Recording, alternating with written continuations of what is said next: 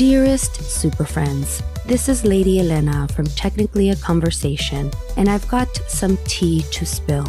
If you would like to receive that tea 1 week early, ad-free, and get some really cool stickers that are voted by you, then please subscribe to our Patreon.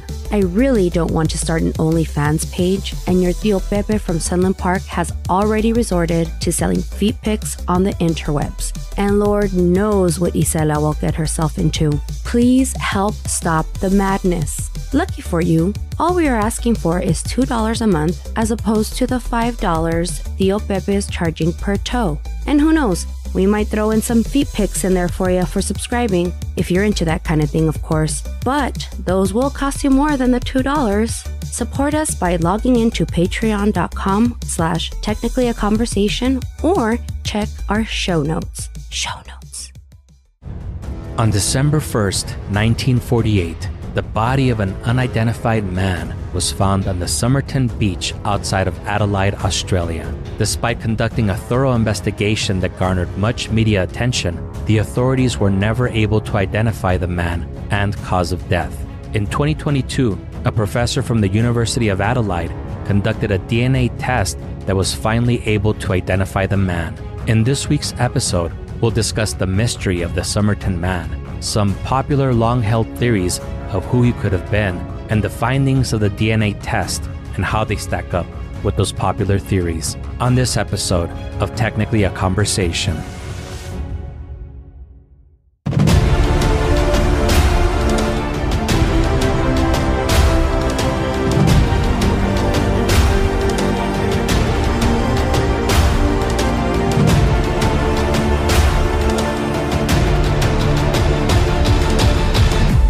Greetings, you're listening to Technically a Conversation, a podcast where we share an interesting topic or story with each other and hope you find it interesting as well. I'm one half of your host, Jose, and I'm joined today by my lovely co-host, Elena. How are you doing today? What makes me so lovely? No, just kidding. Everything about you is lovely, my lovely sister.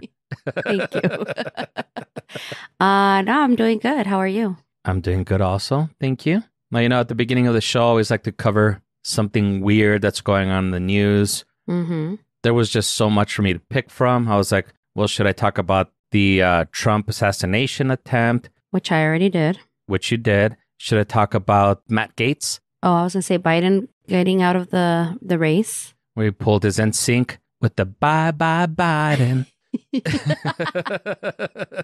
Yeah.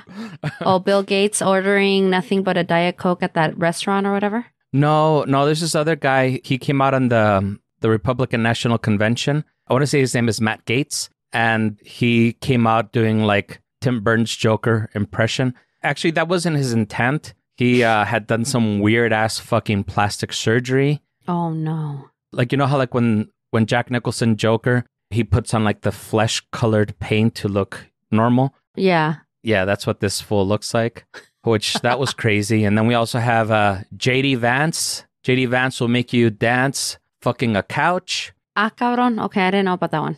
Yeah, he's the vice presidential candidate. Actually, that part is not true. He didn't actually fuck a couch, but it's become a huge meme. Somebody said that it was in his book, The Hillbilly Eulogy or something. Apparently, somebody had just said, oh, it's so weird that he would admit to fucking a couch in his biography. And it just took off. And like, there's all these memes of him looking with a look of longing and all these sofas with like Barry White music in the background. And there's all this crazy stuff. But I said, you know what? Maybe you haven't heard about this. Okay. So not too long ago, we heard about the cocaine bear. Mm-hmm. A while back, super homie, super friend Eli sent me a trailer for Cocaine Sharks. Life has now imitated art. Have you heard about the cocaine sharks that they found near Rio de Janeiro, Brazil? No, I did not. No.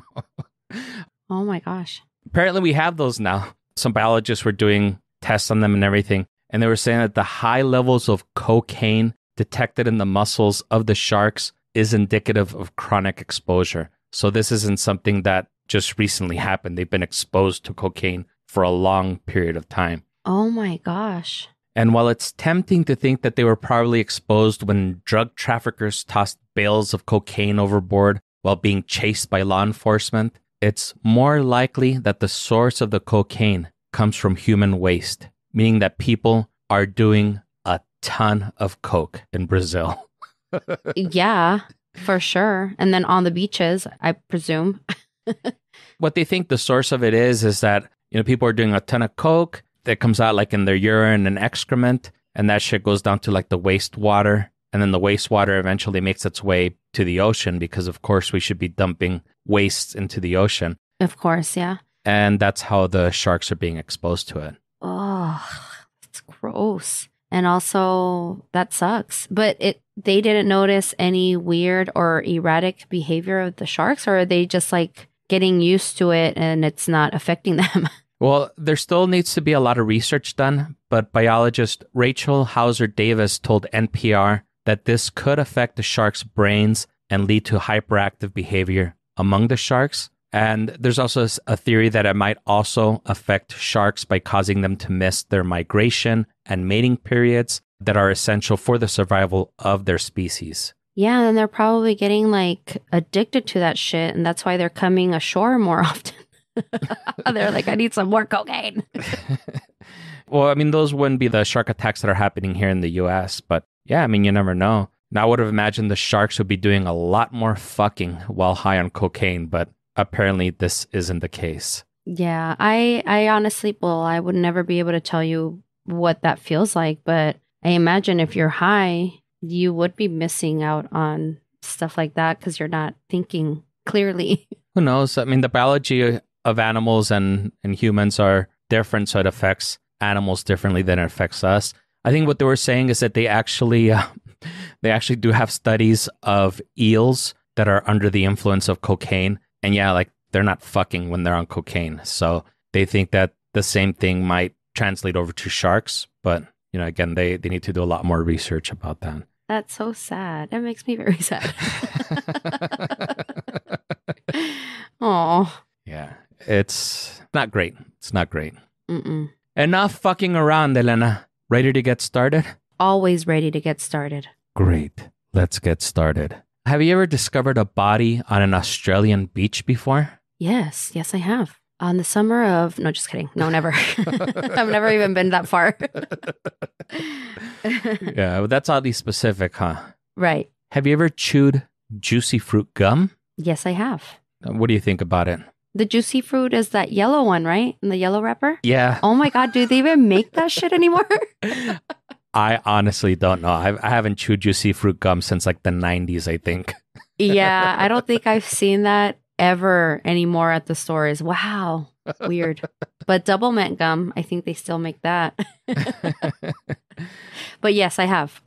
Have you ever been poisoned before? Not to my knowledge. I've had food poisoning. Have you ever performed DNA research? I wish, but no, I have not either. Well, all this will strangely make sense soon. The following is from a Smithsonian article by Malin Solly, a The Guardian article by Natasha May, and an All That's Interesting article by Kalina Fraga. Links in the show notes. Show notes. On November 30th, 1948, a well-dressed man lying on the sand was discovered by two separate couples on the Somerton Beach outside of Adelaide, Australia. Thinking the man was a drunk or soundly asleep, neither couple made any attempt to approach him. On December 1st, 1948, police arrived at Somerton Beach after receiving reports of a dead body. The man carried no wallet, money, or identification, and all the tags on his clothes were deliberately removed.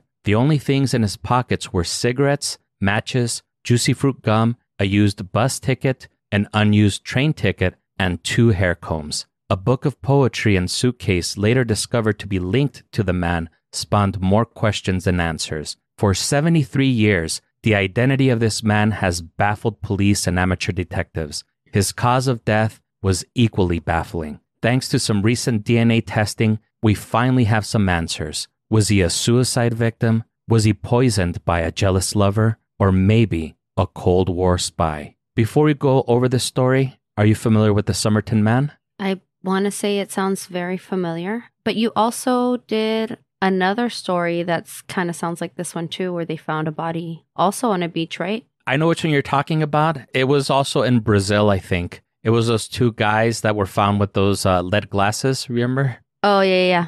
Or the lead masks. Yes.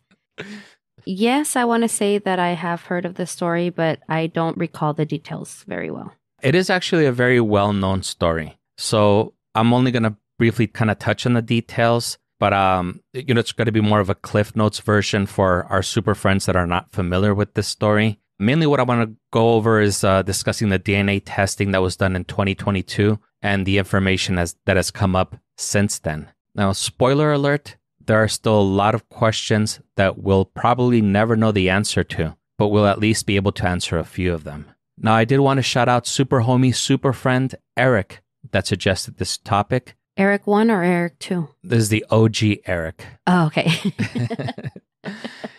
And I've actually had this on my list since 2022 when I learned about the DNA testing and possible identification of the Somerton Man. But I kept putting off talking about it since I felt like everyone knew about this already. And you know me, I prefer to cover stories that most people have never heard of. Mm-hmm. But I feel like enough time has passed that it isn't being talked about as much anymore. So I said, you know what? We should talk about it. It's a great story. And now we have some DNA. So we know a little bit about who this person was. Yes, it is a great story. Like I had mentioned, the body was found without any identification except for the rather mundane items that were found in his pockets. The only thing that seemed to be really unusual at the beginning was that the tags were cut off the jacket and tie that he was wearing. This made identification much more difficult because it made it harder to pinpoint where this man was from. If he was wearing an American brand or French brand, you would at least have a likely place the man was from. But without any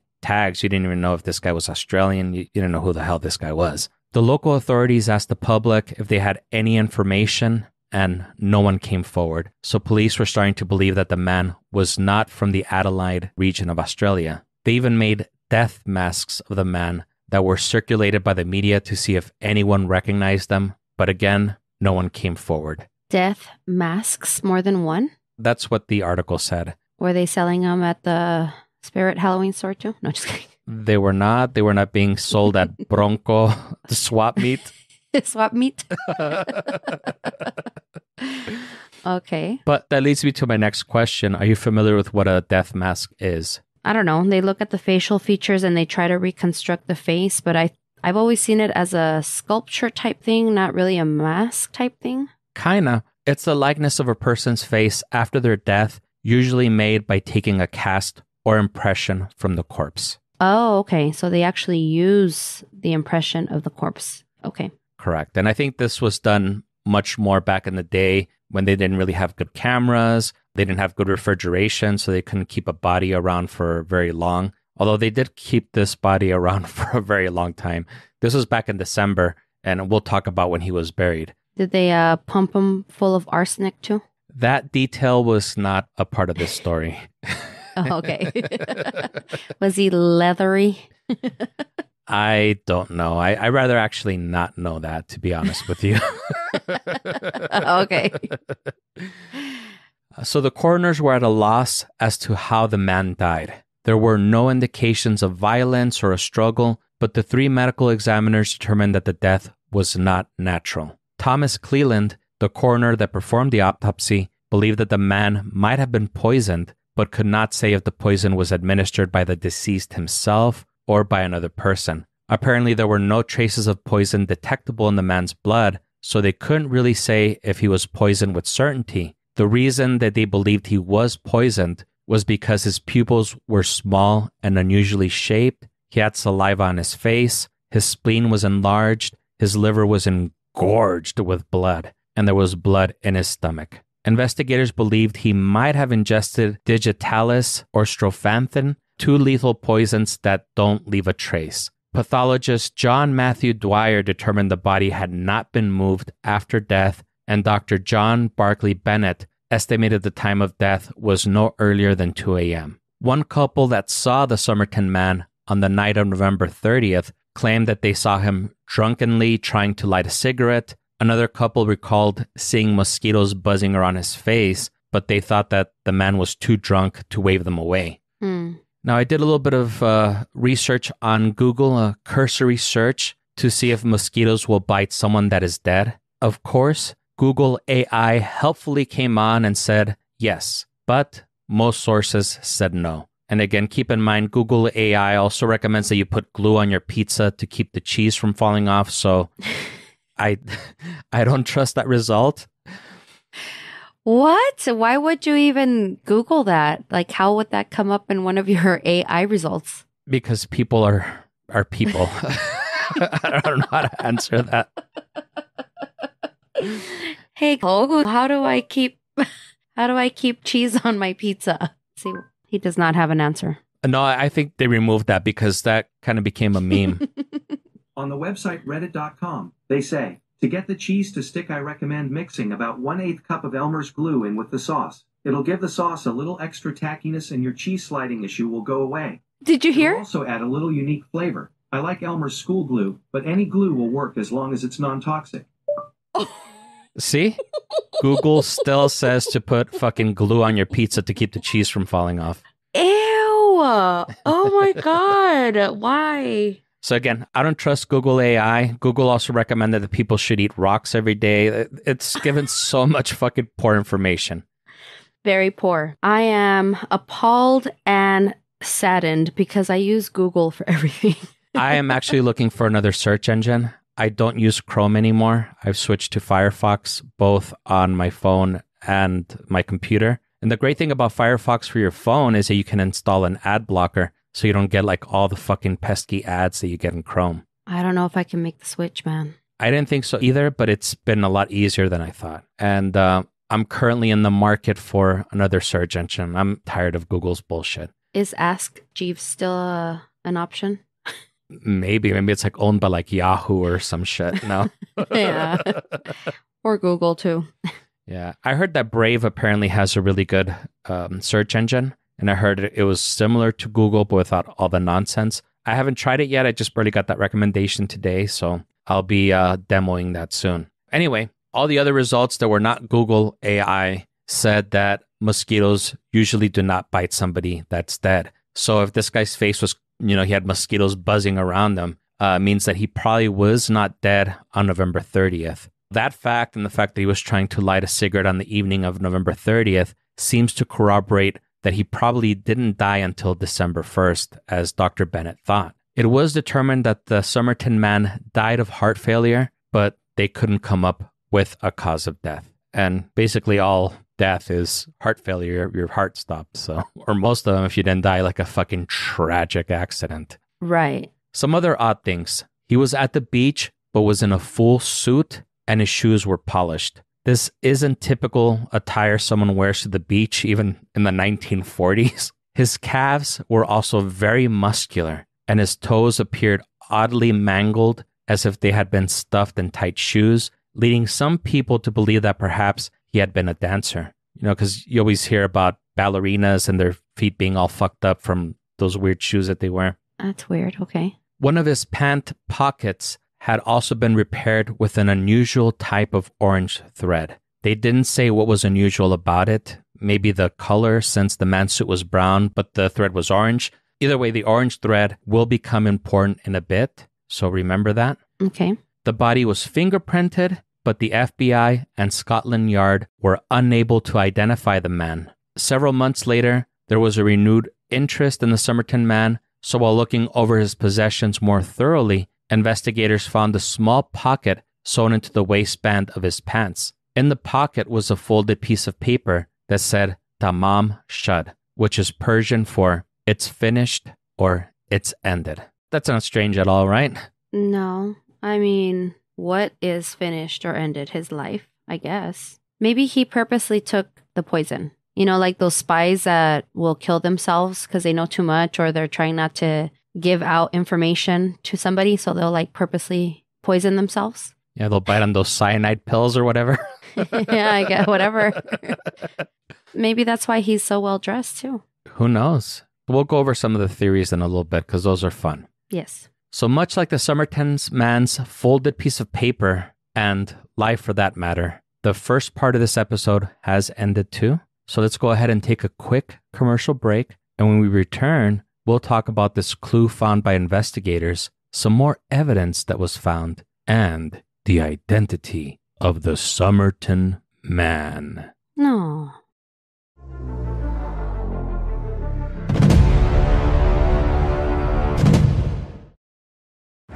Hey Murderitas, I'm Danica. And I'm Shannon. We are the mother-daughter hosts of Murder and Mimosas, A true crime podcast that strives to focus on lesser-known cases. We personally think these episodes go down a little bit better with a mimosa. You sip, we share. So grab yours and get ready, because every Saturday at brunch time is a new episode. You can listen to us on any podcast platform.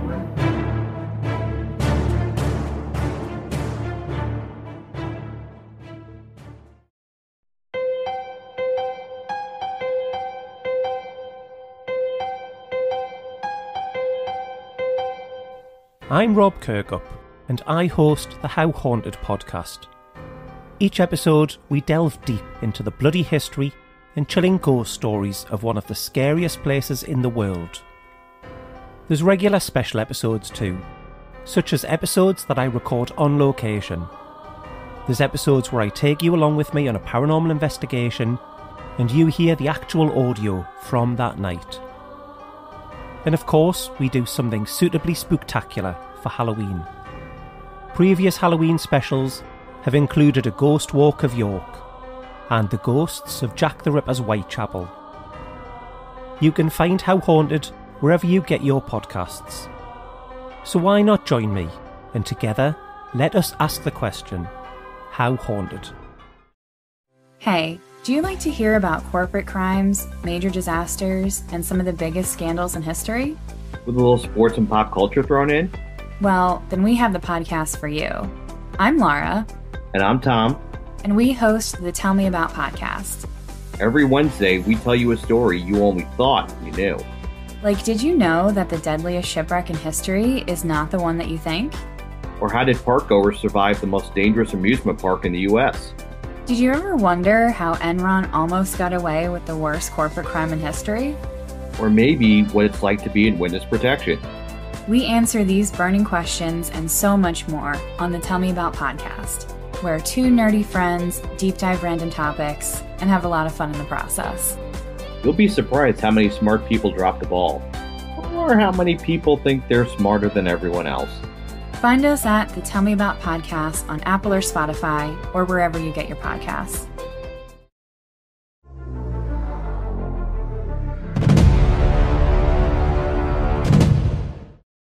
And we're back. We're back. Did you become an unidentified person on a beach in Adelaide, Australia during our break? Gee, I hope not, because I'm currently right here right now. So unless I've got a doppelganger out there. You never know. They say everybody has at least one. I know. I always get confused with other people. I don't know if that happens to you often, but I get that all of the time. Not really. I always confuse people, but I'm never confused with somebody. Yeah, everybody's like, you look really familiar, or you look like this person, or you remind me of this person. I'm like, I guess I just got that look. Well, I'm probably not the best person to ask since I confuse people all the time, but maybe. This is true. Very true. Prosopagnosia, or whatever you call it. Prosopagnosia, yeah. Were you able to identify the Somerton Man? I was not. What are your thoughts so far? Well, what I said earlier, that I think he was probably some kind of spy. That's why he's well dressed. Maybe he poisoned himself. He probably was like on this really nice boat or something. That's why he was all dressed up. And then whoever he was on the boat with like turned on him, and he was like, oh, I can't divulge that information. Let me kill myself. I don't know.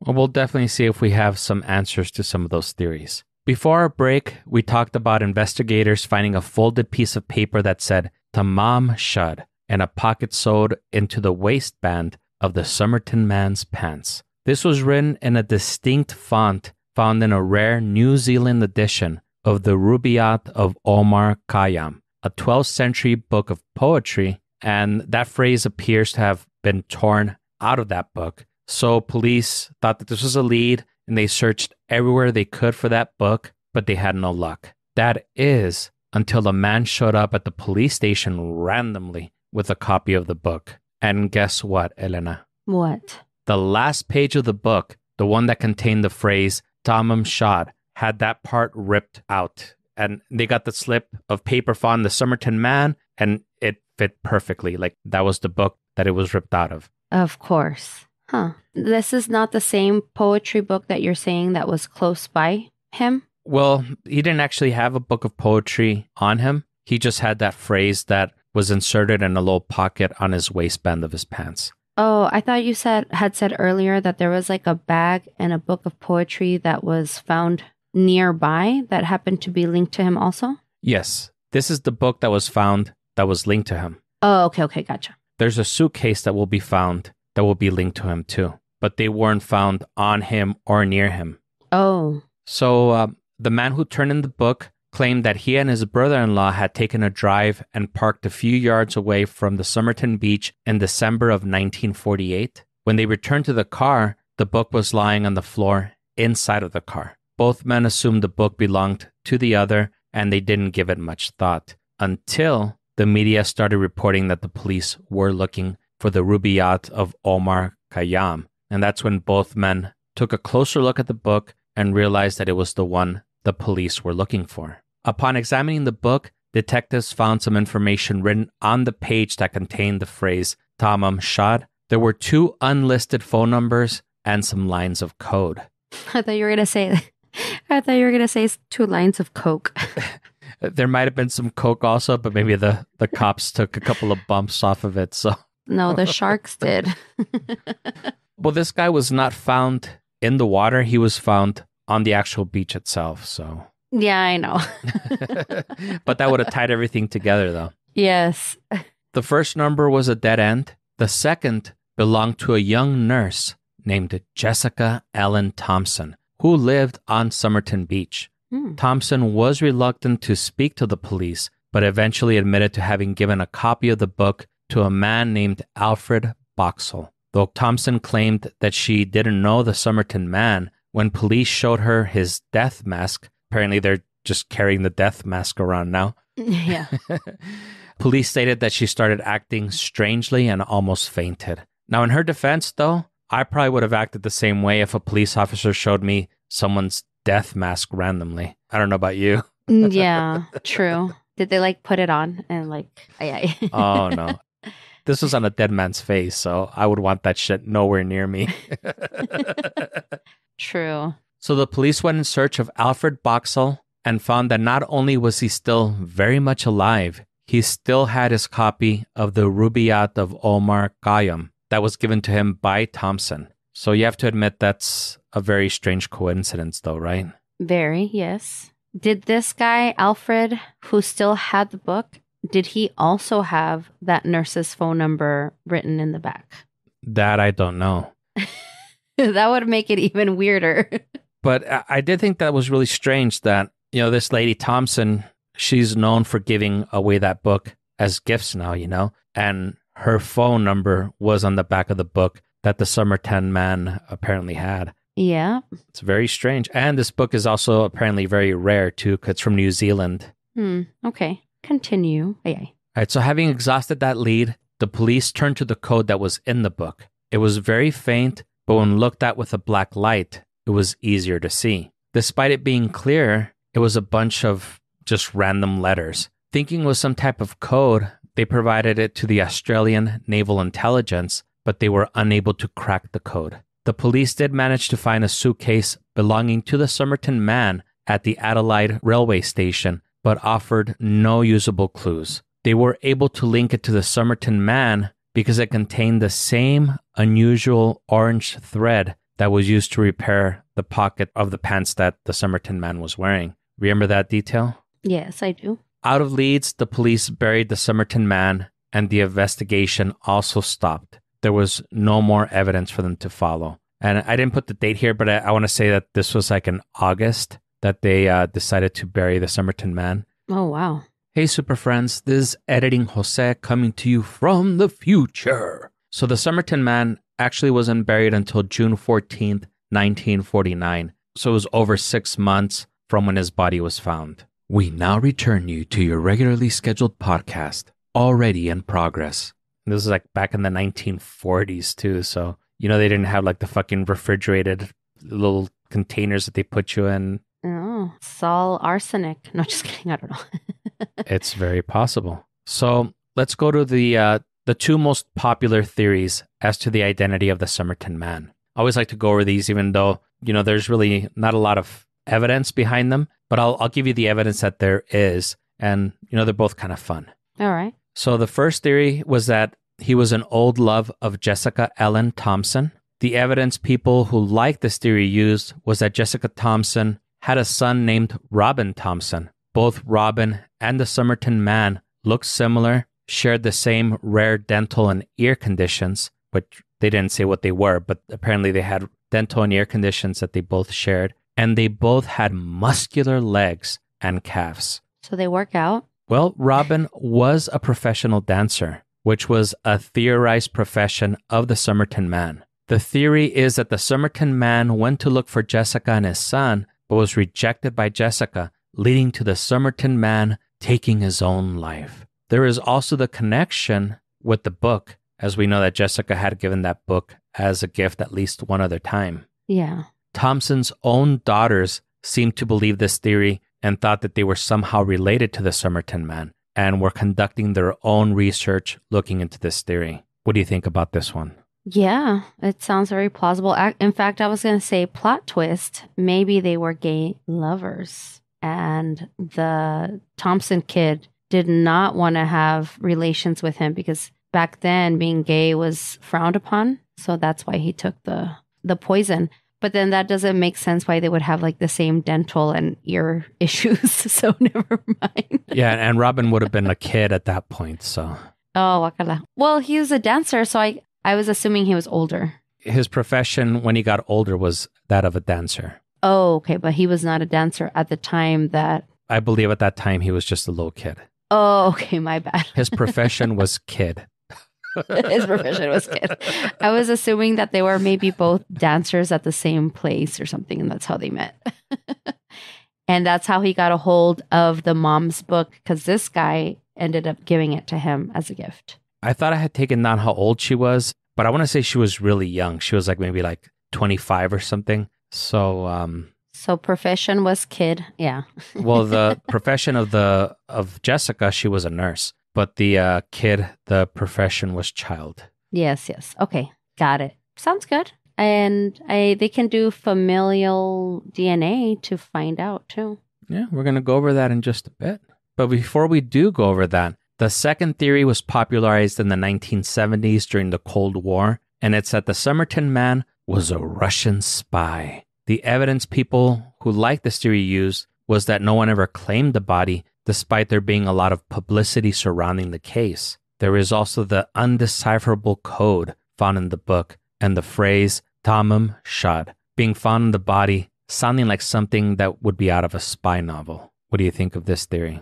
I think that he could be both Russian spy and Thompson's long-lost lover. Well, let's see if either of these theories are correct. All right. On July 25th, 2022, Professor Derek Abbott from the University of Adelaide announced that he believed the identity of the Somerton Man was Carl Webb, a 43-year-old electrical engineer from Melbourne, Australia. Now, coming up with the identity wasn't easy. Abbott did some DNA testing of some of the Somerton Man's hair that was found with some of his belongings, specifically some hair that was on the death mask of the Somerton Man's face. The DNA was uploaded to a genealogical research database called GEDmatch or GEDmatch. After finding a distant cousin on the site, Abbott and Colleen Fitzpatrick, a forensic genealogist who uses DNA to solve cold cases, constructed a family tree of 4,000 relatives of this distant cousin. Oh, wow. Que hueva to be looking through 4,000 different people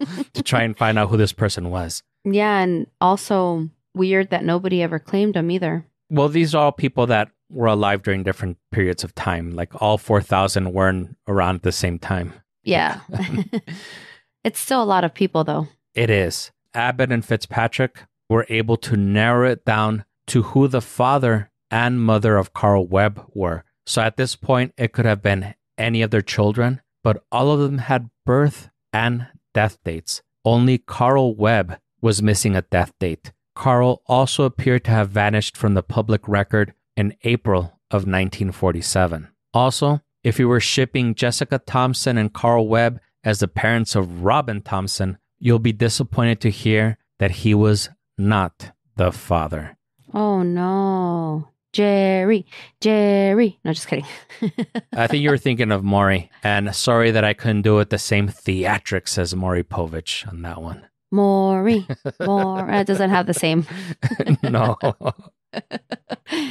And remember the clothes that they found in the suitcase that they tied back to Carl? Uh-huh. This also explains the clothing from Carl having the name T. Keene in the suitcase. Carl had a sister who lived in Melbourne, who was married to a man named Thomas Keene.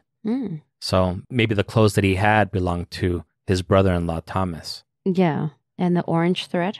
Yeah, we don't have anything on the thread. And we also have a lot of unanswered questions, like what Carl was doing in Adelaide, as it's over 450 miles or 725 kilometers from Melbourne. A theory is that Carl might have been looking for his wife, as he and his wife were separated, and his wife had moved to, I'm guessing that's pronounced Butte or Butte. It's Bute, which is a town 89 miles or 143 kilometers from Adelaide. Abbott also discovered that Carl liked to read poetry and bet on horses. So that might describe why he had the book in the first place. And he also believes that the code written in the book was not actually a code. It was the first letter of the name of each horse that he bet on. Ah. So that would explain why not even like the fucking Navy was able to to solve that fucking code.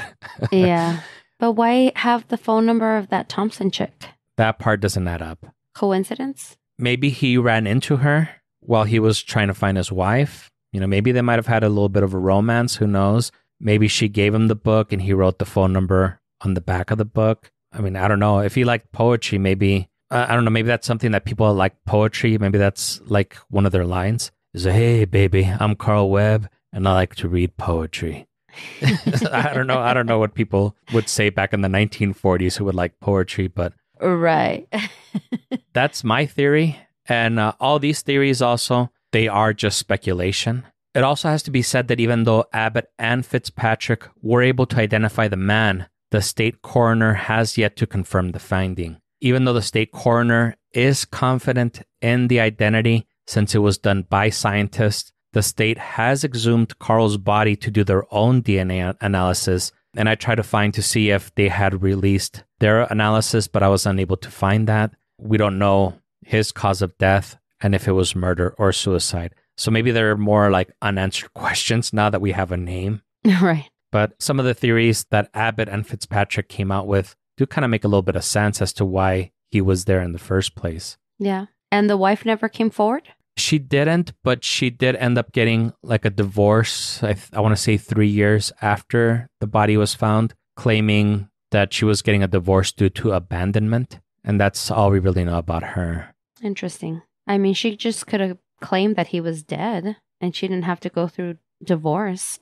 Yeah, I mean, who knows? I mean, maybe he had gone to go look for her because she had left. They had been separated. And maybe that's when he died. Maybe Carl's wife didn't really follow the news, so she somehow did not hear about this. Who knows? What about the poison? Well, that's also another thing. We don't know if it was murder, if it was suicide. We don't even know if it really was poison. I mean, maybe it was something that he ate that really fucked with him. But, you know, just the fact that the spleen was engorged with blood and there was blood in the stomach does seem to suggest that it could have been a poison. Yeah, weird. Okay. So any other thoughts on the story or Abbott's findings? No, just I think it just leads to more questions, honestly. Yeah, it does. And it's funny because Abbott's wife, the guy that was doing the research, she was the daughter of Robin Thompson. Oh, wow. Yeah, because she thought it could have been long lost lover or whatever. Well, it was actually Robin's sisters. So it was daughters of Jessica that thought that. But yeah, it's funny because Abbott, he was doing research into this. And also Abbott's wife, she had just been featured on some type of documentary about the Somerton Man. So she was talking about how her aunts, her father's sisters, thought that they were related. So they ended up meeting each other, and I guess they really hit it off because they announced their wedding the following day after meeting. What? Yeah. And Abbott's wife was saying, I think the only reason that he married me was for the DNA because he really wanted to get to the bottom of this. Wow. Crazy. It is very crazy. Now, all this talk about DNA has got my DNA craving some whiskey. What about you? Always. So this week's whiskey pick is the one that you recently tasted, and I remember you liking it very much. Oh, yeah, that one was really good. It's 1792 Bottled in Bond, baby. Yeah, that one was delicious. Do you remember what you enjoyed about it? I mean, that whole night is a little blurry right now, but I just remember I enjoyed the flavor, the taste. It was good. It is very delicious. Now, before I go into detail about this bottle, I do want to discuss what it means to be bottled in bond, since I know that I have mentioned it a few times already in other episodes. So, bottled in bond, it's called that after the Bottled in Bond Act of 1897. The Bottled in Bond Act was the first federal consumer protection act instituted by the government to protect consumers. Before the Bottled in Bond Act, pretty much anything went, and there was a lot of counterfeit whiskey on the market. And more alarming, there were a lot of dangerous chemicals and things that were being sold as whiskey by unscrupulous people looking to make a quick buck. Some things were relatively harmless, like trying to pass off a lesser whiskey as a better-known brand. Some people would add coloring and flavoring to moonshine and try and pass it off as whiskey. These were relatively harmless, but there were people that were doing more harmful things, like trying to pass gasoline or formaldehyde or other poisonous liquids as whiskey. Some would use iodine and tobacco to flavor and color cheaper whiskeys. Some distillers might not have been trying to deceive customers, but the distilling process was just sloppy. During fermentation, you actually create two types of alcohols. One of them is methanol, which is very toxic and can lead to blindness and death. The second is ethanol, which is what we want because it tastes good. And usually most methanol is separated from the ethanol during the distillation process if the distillation is done properly, but even little can be dangerous. So before 1897, people were going blind or dying from ingesting methanol and hazardous chemicals, and the government was like, enough fucking around. Ya basta de pendejadas, and enacted the Bottled in Bond Act of 1897 to create a minimum standard of quality. The government regulated and supervised this to make sure that there was no fuckery going on. In addition to the government supervision they were subjected to, the whiskey that ended up in the bottle had to meet the following criteria. One, it had to be distilled in the same distilling season. This doesn't mean in the spring or summer or anything like that. Distilleries have two distillation seasons. The first one's from January to June, and the second is from July to December. So it all had to be distilled during the same distillation season. Distillation must occur at a single distillery. It must be aged for a minimum of 4 years. It must be bottled at 100 proof or 50 ABV. The label must identify the distillery who made it. The label must identify the bottling location if different than the distiller or distillery. So if I make my whiskey in Kentucky but bottle it in New Mexico, that has to be disclosed. And the only thing that could be added to whiskey is water. That's it. When whiskey is put in barrels, it's barreled at 125 proof. The reason for that is because alcohol is a solvent. When you age it in a barrel, the alcohol extracts flavors from the charred wood barrel. Bourbon lovers don't necessarily like the flavor of alcohol. We like the flavor of wood. Wood tastes good. And by barreling the alcohol at 125 proof, the alcohol pulls all the desirable flavors from the wood and leaves behind the tannin, which tastes bitter and astringent and gives your mouth a dry feeling. This is common and often desirable in wines, but that's not something that's desirable in bourbon. In order to bottle it at 100 proof, only water can be added to bring down that proof. And again, I should clarify, these rules only really apply to bourbon or whiskey that is bottled in bond. Scotch and other types of whiskeys have different rules that they have to follow. The Bottled in Bond Act was a win-win situation for the consumers, the distilleries, and the government. The consumers were guaranteed a quality product that wasn't going to make them go blind, throw up blood, or kill them. The government was able to ensure that they were collecting the appropriate taxes for the alcohol that was being produced, and the distillery was able to promote their product as being a quality product, and it gave people an incentive to purchase from a distillery that participated in the bottled and bond program, as opposed to buying some random bottle from Cross-Eyed Joe with only one tooth selling booze out of the back of his horse carriage at the swap meet at Bronco. El Bronco. And distilleries also had another incentive for participating. They weren't taxed when the bourbon was barreled. Instead, they were taxed when the bourbon was bottled. So they didn't have to pay taxes on something that was sitting in a rick house for 4 years. Those barrels were tax-free for the years that it was aging, so it was less of an expense, especially for a newer distiller. And also, fires were super common back in the day, so this way you didn't lose the money you paid in taxes if there was a fire and you were unable to recoup the costs because you lost your product. Well, that's good. Yeah. So as you can see, there's a lot of history here, which is why I put off talking about bottled and bond for so long. But now that we know it, let's talk about 1792, bottled and bond. Baby. Yeah, baby. 1792 is made by a company called Barton Distillery, which was established in 1879 and is the oldest fully operated distillery in Bardstown, Kentucky. But that wasn't the original name of this company. It was originally called Richwood Reserve. Now, when you hear the name Richwood Reserve and you look at this bottle, what company does it make you think of? Woodford Reserve. Exactly. Woodford Reserve thought it was a little too similar to their name and bottle too, and sued the company for trademark infringement. A federal judge ruled in favor of Brown-Forman, the company that owns Woodford Reserve, in 2004, and Ridgewood Reserve was renamed to Barton Distillery. Do you know why this bourbon is called 1792? Well, you said the distillery started in 18-something, so it can't be the year that they started. Correct. The distillery was established in 1879. No, I can't. Nothing comes to mind. 1792 was the year that Kentucky became a state. I'm pretty sure you told me this that day, but I don't remember. Yeah, I say a lot of things about whiskey that people don't usually remember, so don't feel bad. In fact, most of the stuff that I say, people don't remember, so it's just par for the course for me. It was just too much whiskey that night. That too.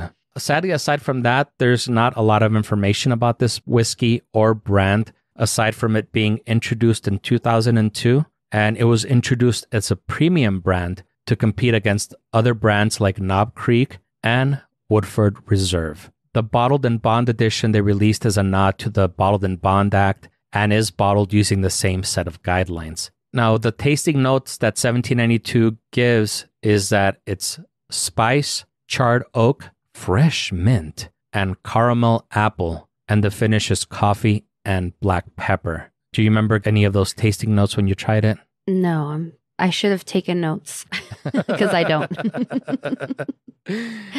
Well, when I was coming up with this part of the script, I did actually drink quite a bit trying to get that. Oh, okay. And I definitely get the spiciness and the oak flavor, but I don't get any of the other tasting notes. Much like Four Roses Small Batch, I don't feel like it's overly sweet or overwhelming, but it does have a very rich flavor. And there is a bit of smokiness, especially in the finish. Now, it is a $43 bottle, so it's not necessarily expensive, but it's not an impulse buy either. I always try to keep it in stock when I can find it. Usually, most liquor stores that have it sell it as a store pick, so you might have to look for it where your liquor store keeps its store picks if they keep it in a different section. Being that it's only 4 years old, it's not overly complex, but it is a really good and smooth sipper. For the price, I recommend it.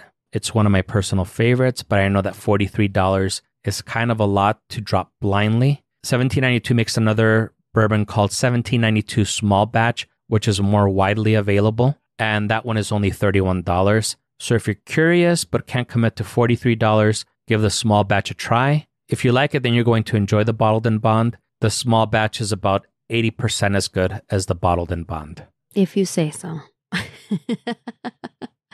Special shout out to our super homies, super friends, Sophia, Natasha, OG Eric, Angie, Eli, Madtown Charity, Katya, Victor, Christine, Josh, and Eric J., our newest patron. If you want to be super cool and help support the show, get the episodes a week early and ad-free, get your name shouted out on the show, and get some stickers from us a few times a year, check us out at patreon.com/technicallyaconversation or check the show notes. Show notes. Best of all, it's only $2 a month, baby. You can't even buy cigarettes or get your DNA tested for that much. No, you can't. And since Elena said you can't, we hope that you enjoyed the show and you join us again next week. If you're enjoying the show, leave us a review, tell a friend, and subscribe wherever fine podcasts are sold. Yeah. Follow us on the socials at GreetingsTAC, email us at greetingstac@gmail.com, or leave us a voicemail at 915-317-6669. 69. If you have a story of when you discovered a dead body on an Adelaide beach to share with us. It doesn't have to be that specific. Just any dead body will do. We'll take any dead body at this point. We'll give you full price for that dead body. Bring it in for a trade-in. All right, let me do the tase. The tase.